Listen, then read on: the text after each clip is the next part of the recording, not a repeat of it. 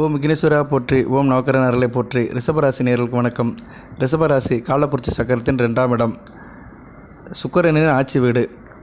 ரிஷபராசினாலே தனம், பணம், குடும்பம், இதுக்கு சொந்தக்கார ஆட்சி. நல்ல குடும்பமும் இருக்கும், கை நிறைய பணமும் இருக்கும், நல்ல ஒரு பேச்சிலையும் கெட்டிக்காரனாக இருப்பாங்க. ஏன்னா அந்த 2ஆம் இடம் காலப்புரட்சி சக்கரத்தில் தன குடும்ப வாக்குஸ்தானமாக வருது. சுக்கிரனுக்கு ஆட்சி வீடு. நல்ல கலகலப்பாக, நல்ல ஆடம்பரமாக, ஃபேராக இருப்பாங்க. தன் அலங்காரப்படுத்தி தருவதில் கெட்டிக்காரனாக இருப்பாங்க. இந்த ரிஷபராசியில் 3 நட்சத்திரம் இருக்குது.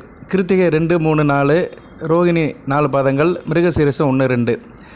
சரி நேயர்களே, இந்த வீடியோ பதிவில் சனி பகவானை பார்க்க போகிறோம். சனி பகவான் ரிஷபராசிக்கு அப்பழுக்கற்ற யோகர். அப்பழுக்கற்ற யோகர்னா என்ன? அப்படியே வாரி கொடுப்பார். நல்லது மட்டும் தான் செய்வார். ரிஷபராசிக்கு 9, 10 கூடியவன், தர்ம கர்மாதிபதி. அவர் இப்போ 10ஆம் இடத்துல இருக்கிறாரு. 10ஆம் இடத்துல மூலத்திருகோணம் ஆட்சி பெற்று சசயோகத்தில் இருக்கிறாரு. இப்போ வக்கரம் அடைகிறாரு. வக்கரம் சூரியனால் வக்கரம் அடைகிறாரு. வருடத்துக்கு ஒரு தடவை சனி பகவான் வக்கரம் அடைவார். இப்போ இந்த வருடம் வருகிற 29ஆம் தேதி 29/6/2024 ஆணி 15 சனிக்கிழமை வக்கரம் அடைகிறாரு. சூரியனுக்கு 9ஆம் இடத்தில் வரும்போது வக்கரம் அடைவார். சூரியனுக்கு 5ஆம் இடத்துல வக்கர நிவர்த்தி அடைஞ்சிருவார். இது வருடம் நடக்கிற இயல்பு தான்.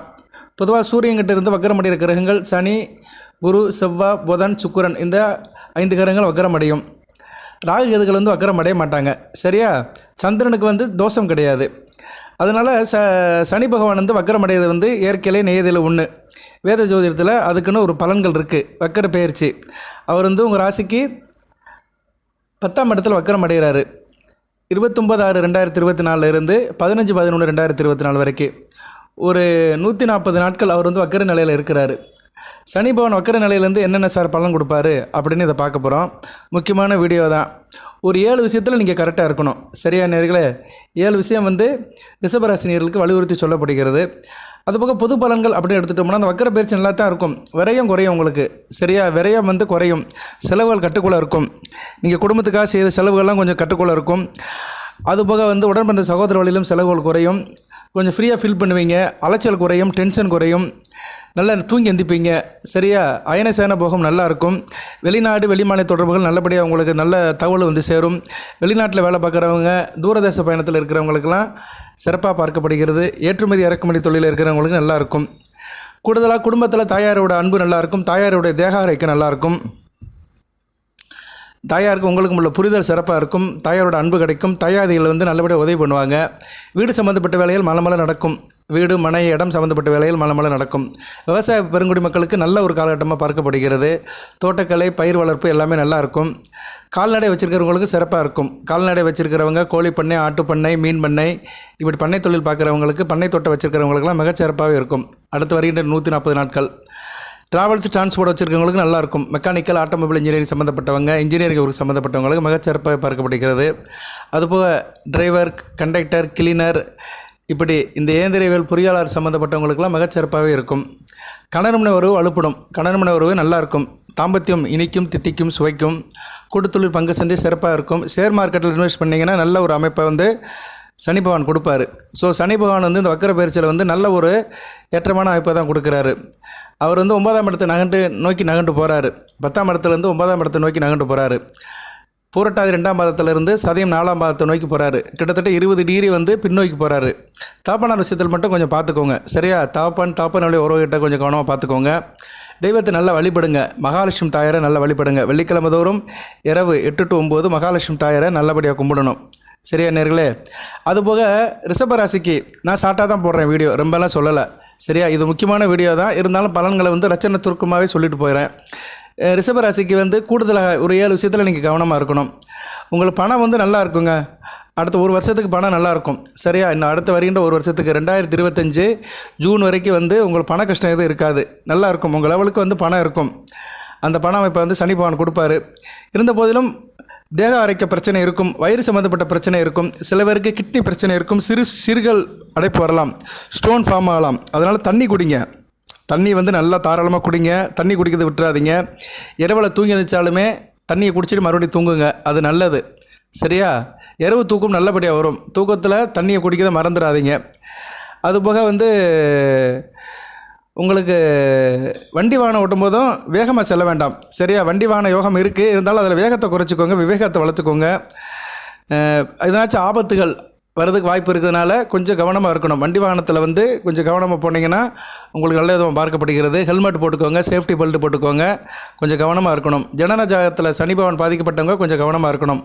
சரியா? சனி பகவான் வந்து செவ்வாய், ராகு, அம்மாவாசை, சந்திரன் கூட சம்மந்தப்பட்டிருந்தாருன்னா கொஞ்சம் பிரச்சனையை கொடுப்பாரு. சரியா? அதுபோக சனி பகவான் வந்து லக்கண ராசிக்கு 8ஆம் இடத்துல சம்மந்தப்பட்டாலும் சில பாதிப்புகளை கொடுப்பாரு. 8ஆம் இடத்துல சனி பகவான் சம்மந்தப்பட்டவங்களுக்கு அந்த விபத்துகள் நடக்கிறதுக்கு வாய்ப்பு இருக்கும்.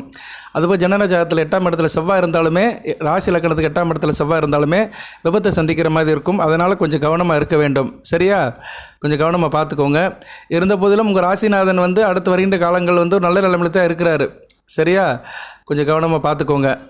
வண்டி வாகனத்தில் போகும்போது கொஞ்சம் கவனமாக இருங்க. அடுத்து வந்து உங்களுக்கு திருமண வாய்ப்புகள் நடக்கும். திருமணத்துக்காக இயங்கிட்டு இருக்கிற ரிஷபராசினியர்களுக்கு திருமணம் கை கொடுக்கும். இந்த ஆடி மாதம் வந்து உங்களுக்கு வந்து நல்ல ஒரு அமைப்பு கை கொடுக்கும். அடுத்து இந்த நாட்கள்லாம் நல்லா சிறப்பாக இருக்கும். ஆவணி மாதம் குடும்பத்தில் கிட்டி மேலே சத்தம் கேட்கும். சரியா? மேலே சத்தம் கேட்குற காலம் வெகு தூரவில் இல்லை. திருமண வாய்ப்பு வீடு தோடி வந்து கொண்டு இருக்கிறது. திருமண ஆனவர்களுக்கு குழந்தை பாக்கியம் கிடைக்கிறதுக்கு வாய்ப்பு கூடுதலாகவே இருக்குது. குழந்தை பாக்கியம் கிடைக்கிறதுக்கு கூடுதல் சிறப்பாக பார்க்கப்படுகிறது.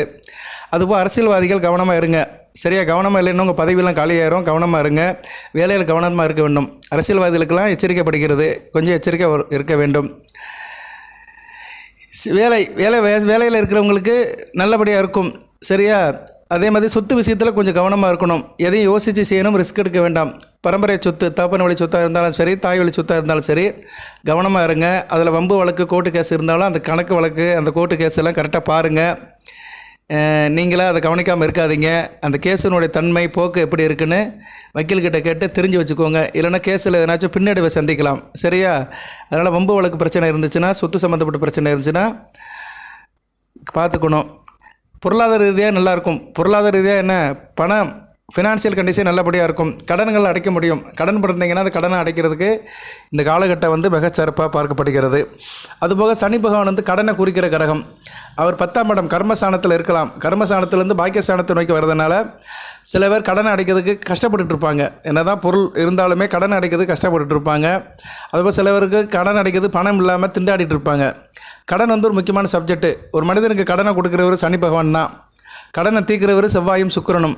அதனால் நீங்கள் என்ன பண்ணணும்னா, கடனை அடைக்கணும்னா செவ்வாய்க்கிழமை செவ்வாய் ஓரை மதியம் 1 to 2 பணத்தை திருப்பி கொடுங்க. நீங்கள் வாங்கின பணத்தை, கடனை ஒரு பார்ட்டு திருப்பி கொடுத்தீங்கன்னா கடன் வெகுவாக குறைய ஆரம்பிச்சிடும். அதுபோக வெள்ளிக்கிழமை சுக்கிர ஓரை இரவு 8 to 9 வந்து வீட்டில் சாமி கும்பிடுங்க. சந்தனம் அல்லது மஞ்சளில் விநாயகர் பிடிச்சி, பிள்ளையார் பிடிச்சி அரச இலையில் வச்சு பிடிக்கணும். அரச இலையில் கொண்டு வந்து அந்த இலைக்கு மேலே சந்தனத்தையோ மஞ்சளையோ தண்ணி விட்டு நல்லா குழச்சி அதில் பிடிக்கணும். நம்ம கை விரலால் பிடிச்சிங்கன்னா ஒரு கோழி கொண்டு உருண்டை சைஸுக்கு வரும். தெரியும் பிள்ளையார் பிடிக்கிறது. சந்தனத்தில் மஞ்சளில் பிடிச்சி அந்த விநாயகருக்கு குங்குமம் வச்சு, பூ வச்சு ஆராதனை காட்டணும். பக்தி சூடன் காட்டி சாமி கும்பிடணும்.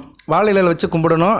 அதுபோக வெற்றிலை பாக்கு வச்சு கும்பிடணும். எந்த ஒரு பூஜையும் வெற்றிலை பாக்கு இல்லாமல் கும்பிடக்கூடாது.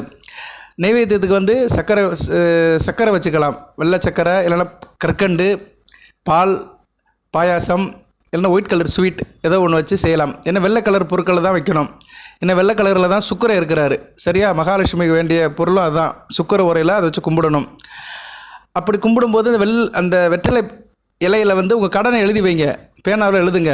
2 லட்சம் கடன் இருக்குது அப்படின்னு எழுதி வச்சிட்டிங்கன்னா அந்த கடன் சீக்கிரம் அடையும். அந்த கடனை வந்து அந்த வெற்றிலையில் எழுதி வச்சிடணும். எழுதி வச்சுட்டு இறைவனை கும்பிடணும். மன உருகி கும்பிடணும். இறைவா சீக்கிரம் கடனை அடைப்பா அப்படின்னு சொல்லி மன உருகி கும்பிட்டிங்கன்னா கடன் அடையும். அந்த சாமி கும்பிட்ட விநாயகரை வந்து நீங்கள் வந்து மறுநாள் எடுத்து கால்படாத இடத்துல போட்டுடலாம். அரச மரத்தடியிலையோ இல்லைனா வேப்ப மரத்தடியிலையோ போடலாம். இல்லைனா தண்ணியில் கரைச்சிடலாம். ஆறு, குளம் இப்படி இருந்துச்சுன்னா நீர்நிலையில் கரைக்கலாம். ஓகே, இது ஒரு பரிகார வழிபாடு. இன்னொன்று இருக்குது. பசுமாட்டுக்கு வந்து சாப்பாடு கொடுக்கணும். அது எப்போ சார் கொடுக்கணும் அப்படின்னா, நீங்கள் வந்து ஞாயிற்றுக்கிழமை கொடுங்க. ஏன்னா ஞாயிற்றுக்கிழமை தான் எல்லாருக்கும் லீவாக இருக்கும். ஞாயிற்றுக்கிழமை வந்து லீவாக இருக்கும். ஞாயிற்றுக்கிழமை வந்து காலையில் ஒரு 10 மணிக்கு வந்து பசுமாட்டுக்கு சாப்பாடு கொடுங்க. என்ன சாப்பாடு? பச்சரிசி, ஒரு கைப்பிடி பச்சரிசி, ஒரு கைப்பிடி பாசிப்பருப்பு, கொஞ்சம் மண்டை வெல்லம். இதை வந்து காலையில் ஒரு 6 மணிக்கு எடுத்து ஊற வச்சுருங்க. பித்தளை பாத்திரத்தில், தாமரை பாத்திரத்தில் ஊற வைக்கணும். சில்வர் பாத்திரத்தில் ஊற வைக்கக்கூடாது. அதில் கொஞ்சம் தண்ணியை ஊற்றி கொஞ்சம் கெட்டியாக ஊற வச்சிட்டிங்கன்னா கொஞ்சம் நேரத்தில் அது வந்து கொஞ்சம் ஊறிடும். ஊறி கொஞ்சம் குலைவு தன்மை ஆயிரும். கொஞ்சம் கொலன்னு இருக்கும். அதை கொஞ்சம் கைப்பிடியில் பிடிச்சிக்கலாம். நீங்கள் ஒரு கைப்பிடி அதை மிக்ஸ் பண்ணி அதை எடுத்து ஒரு 10 மணி அளவில் வாழை இலையில் வச்சு மாட்டுக்கு கொடுங்க. சரியா? மாட்டுக்கு கொடுத்தீங்கன்னா அந்த மாடு வாங்கி சாப்பிட்டுக்கிறோம். இப்படி செஞ்சீங்கன்னா உங்களுக்கு கடன் பிரச்சனை குறையும். இந்த மஞ்சள் பிள்ளையாரை வச்சு சாமி கும்பிட்றதோ இல்லைன்னா பசுமாட்டுக்கு வந்து இந்த ஆகாரத்தை கொடுக்குறதோ ஒரு 18 வாரம் தொடர்ந்து செஞ்சீங்கன்னா உங்கள் கடன் பிரச்சனைலாம் தீரும். சார் எனக்கு இந்த பாசிப்பருப்பு, வெல்லம், பச்சரிசி இந்த காம்பினேஷன் பண்ணுறதுக்கு நேரம் இல்லை சார் அப்படின்னு சொல்கிறவங்க பசுமாட்டுக்கு வந்து ஸ்வீட் வாங்கி கொடுங்க. அச்சு வெல்லம் இல்லைன்னா வாழைப்பழம் வாங்கி கொடுங்க. சரியா? இதை கொடுக்கறது வந்து ஒரு நம்பிக்கையோடு கொடுக்கணும். இப்படிலாம் கொடுத்தா கடன் அடைஞ்சிருமா அப்படின்னு சந்தேகப்பட்டு கொடுக்கக்கூடாது. நீங்கள் அதை தொடர்ந்து செஞ்சீங்கன்னா கடன் அடைக்கிறதுக்கு ஒரு முகாந்திரம் கிடைக்கும், ஒரு வழி பிறக்கும், ஏதோ ஒரு வழி பிறக்கும். அந்த வழி மூலியமாக உங்களுக்கு அந்த கடன் பிரச்சனைலாம் தீரும். நான் ஏன் இந்த வீடியோவில் கடனை பற்றி பரிகாரம் சொல்கிறேன்னா, சனி பகவான் தான் கடனுக்குள்ள கிரகம். ஒரு மனிதன் கடன் படுறான்னா அவன் ஜனன ஜாதகத்தில் சனி பகவான் சரியில்லாமல் இருப்பார். 6 கூடையவன் கெட்டு போயிருப்பார்.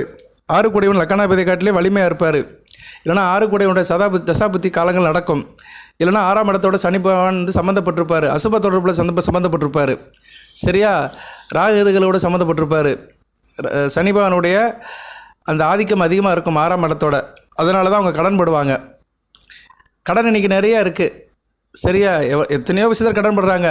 பிள்ளைகள் படிப்பு, திருமணம், வீடு கட்ட, அப்புறம் மற்ற எத்தனையோ கடன் இருக்குது. இஎம்ஐயில் கூட கடன் படுறாங்க. வேலை பார்க்குறவங்க, ஐடியில் வேலை பார்க்குறவங்கலாம் ஆன்லைன்லேயே கடன் வாங்கிக்கிறாங்க. இப்படி நிறைய கடன் இருக்குது. பேங்க் மூலிமா கடன் வாங்குறாங்க, ஃபினான்ஸ் கிட்ட கடன் வாங்குறாங்க, நகை கடன் வாங்குறாங்க. இப்படி எத்தனை பலதரப்பட்ட வகையில் கடனை வாங்குறாங்க. எந்த கடனாக இருந்தாலும் சரி, அதை அடைக்கிறதுக்குள்ள ஒரு தீர்வு வந்து இந்த 3 பரிகாரங்கள் தான். இதை தொடர்ந்து செய்யுங்க. இல்லை சார் எனக்கு இன்னும் டைம் பத்தலை, என்னால் முடியலை, நான் ரொம்ப பிஸியாக இருக்கேன் அப்படின்னு சொல்கிறவங்க வந்து விநாயகர் கோவிலுக்கு போங்க. அரச மரத்தில் இருக்க விநாயகர் கோவிலுக்குள்ள விநாயகரை கும்பிடுங்க.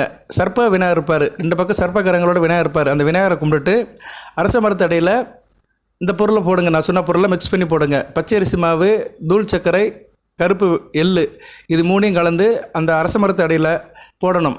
போடும்போது வந்து வேண்டிக்கிட்டு போடணும். நான் பட்ட கடன் சீக்கிரம் அடைக்க வேண்டும், கடன் பட்டு நான் ரொம்ப கஷ்டப்படுறேன், இறைவா இந்த கடனை அடைக்கிறதுக்கு நல்ல வழி காட்டு, நான் அடுத்து கடன் வாங்க மாட்டேன் அப்படின்னு ஒரு உறுதி எடுத்துக்கணும்.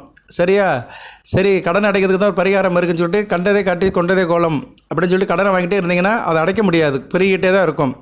கடன் வாங்குறதுக்கும் ஒரு இது இருக்குது. சரியா? கடன் வாங்குறதுக்கும் ஒரு காரணம் இருக்குது. ஆபத்துக்கு பாவம் இல்லை. கடன் வாங்கலாம். கடன் வாங்காத மனிதன் யாரும் இல்லை. இந்திய நாடே கடன் வாங்கியிருக்கு. தனி மனிதன் கடன் வாங்குறதுக்கு பிரச்சனை இல்லை. ஆனாலும் அது ஒரு அர்த்தத்துக்கு உட்பட்டு இருக்கட்டும்.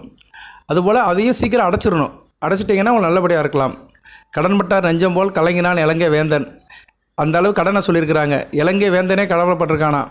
அவன் கடன் வாங்கி கவலைப்படலையா. அவர் பட்ட கவலை வந்து கடன் பட்டவன் நெஞ்சம் போல் கலங்குச்சான். அதனால் கவலை இல்லாமல் இருக்கிறது நல்ல ஒரு வாழ்க்கை. அந்த ஒரு வாழ்க்கையை சனி பகவான் கொடுப்பாரு. அப்படி கொடுக்கணும்னா அவரை நல்லபடியாக வணங்கணும். இந்த பரிகாரத்தையும் செய்யணும். ஓகே நேயர்களே, ரிஷபராசிக்கு இந்த வக்கர பயிற்சி, சனி பகவானோட வக்கர பயிற்சி ஒரு நல்ல ஒரு விதமாக தான் பார்க்கப்படுகிறது. நான் ஒரு 7-8 பாயிண்ட் சொல்லியிருக்கிறேன். அந்த பாயிண்ட் விஷயத்தில் கொஞ்சம் கவனமாக இருங்க. மற்றபடி பொருளாதாரம் நல்லபடியாக தான் இருக்கும். கையில் காசு பணம் இருக்கும். சிறப்பாக இருப்பீங்க. குடும்பம், உத்தியோகம், தொழில், வியாபாரமெல்லாம் மிக சிறப்பாக இருக்கும். தனிப்பட்ட முறையில் உங்களுக்கு எந்த பிரச்சனையும் இல்லை. சில பழக்க வழக்கங்கள், வண்டி வாகனத்தில் போகும்போது கொஞ்சம் கவனமாக இருக்கணும். நான் விஷயத்தை சொல்லியிருக்கேன். அந்த விஷயத்தில் கவனமாக இருங்க. கடன் பட்டவங்க நான் சொன்ன சின்ன சின்ன பரிகாரங்களை செய்யுங்க. கடன் பிரச்சனைக்கு ஒரு தீர்வு வரும். எல்லாம் இல்லை இறைவன் ரிஷபராசினியர்களுக்கு சில சௌபாகியத்தையும், சில ஐஸ்வர்யத்தையும், சில நன்மையிலும் கொடுப்பார். அனைத்து வளங்களின் நலங்களை பற்றி தேக ஆரோக்கியத்துடன் தீர்க்காயலுடன் நீடோடி வாழ்க, நிறைந்த வளம் பெறுக. நன்றி நேயர்களே.